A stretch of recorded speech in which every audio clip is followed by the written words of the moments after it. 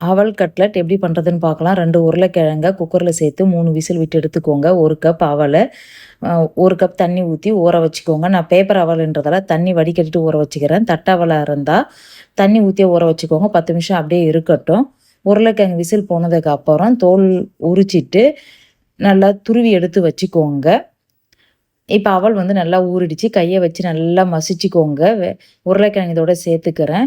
1 வெங்காயம், கொஞ்சமா கருவேப்பிலை, பச்சை மிளகா, கொத்தமல்லி தழை சேர்த்துக்கிறேன். 1 ஸ்பூன் மஞ்சள் தூள், மிளகாய் தூள், கரம் மசாலா, சோம்பு, இஞ்சி பூண்டு பேஸ்ட்டு இதெல்லாம் சேர்த்து நல்லா பெசஞ்சு, வடை ஷேப்ல தட்டி எடுத்து வச்சுக்கோங்க.